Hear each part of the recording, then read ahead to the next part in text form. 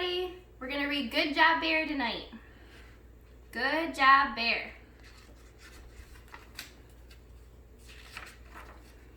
The day that Miss Cluck was taking the class camping, everyone was very excited. When Miss Cluck said that it was almost time to set off, all the animals squealed with delight. Letitia the rabbit carried her butterfly net. Maxwell the mole clutched his teddy. The little mice each had a basket. Fergus the fox cub was given the map. And Boris was put in charge of absolutely everything else. For Boris was an enormous, hairy, scary grizzly bear, but he was also rather kind and helpful. Bravo, said Miss Cluck, as Boris heaved the huge bag on his back. What would we do without you? Miss Cluck and her class set off through the woods. Letitia chased after butterflies. Fergus puzzled over the map. Maxwell got Teddy stuck up a tree, and the mice struggled with their baskets. Eventually, Boris caught up with them all. Poor Miss Cluck blew her whistle. This really won't do, she said. We must stay together. Then Boris had an idea. He found room for everything in his bag. Then the tired mice. Bravo, Boris, cheered his friends. Before long, they came to a little bridge. Boris and Letitia dropped twigs into the stream. Then everyone rushed to the other side of the bridge to see whose would come out first. But somehow Boris forgot about the bag on his back. Somehow Maxwell's teddy went splash into the water. Somehow the mice managed to cling on. Maxwell let an enormous wail. Oh, Boris, he cried. Poor Boris felt so clumsy and ashamed. Miss Cluck carefully leaned over the bridge with Letitia's butterfly net, but it was no good. Teddy was floating away. Boris decided it was time to be very brave.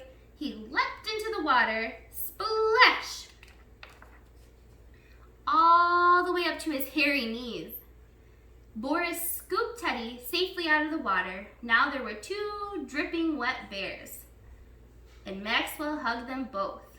Boris is the biggest, bravest, best bear, said Maxwell. Brave Boris, agreed Miss Cluck. Now let's set up camp before there are any more accidents. The animals gathered around while Miss Cluck explained how to build a teepee. It sounded very easy. Letitia and Maxwell collected long sticks. The mice chewed off some lengths of rope. Boris helped Fergus spread over the canvas. Then they all tried to put it together, but it was not easy. Not at all easy. Once the teepee was up, the fun really began. Miss Cluck got out a new box of chalk and let everyone draw on the teepee. It looked wonderful. Boris put Maxwell's teddy on top to dry, and off they went to pick berries for supper. Miss Cluck showed them which ones were good to eat. Boris carried the full baskets while the other animals hurried excitedly back to camp. But they were in for a shock. For their wonderful teepee wasn't quite so wonderful anymore. Someone had drawn on Miss Cluck's face. Someone had pulled down all the sticks.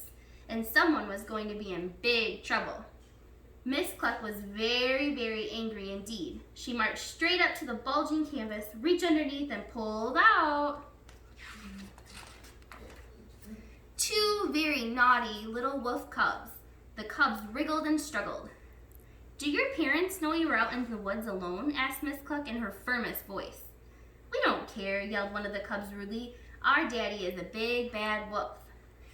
He's much bigger than you, said the other, even more rudely, and he eats chickens for supper, boomed Boris with a great big berry-stained grin. Yikes, it's a grizzly bear. Help, it's a hungry bear. Phew, it's Boris Bear. The naughty little wolf cubs turned on their heels and fled. Boris was most confused. Oh, Boris, what a brave bear you are, smiled Miss Cluck. Now let's put the teepee back together. That evening, Boris and his friends ate a supper of toasted marshmallows and berries until the sun went down. Then Miss Cluck got out her guitar and they sang songs under the stars. Boris felt his eyelids grow heavy. It was tiring being a big, brave bear. I think I might go to bed now, he yawned. Boris snuggled down happily inside the teepee and was soon snoring. A little later, Fergus, then Letitia, Maxwell with Teddy, the mice, and Miss Cluck crept into the teepee. There wasn't much room, but nobody minded a bit. After all, everyone had a nice, soft place to sleep. Even Miss Cluck. "Bravo, Boris," she whispered as she fell asleep.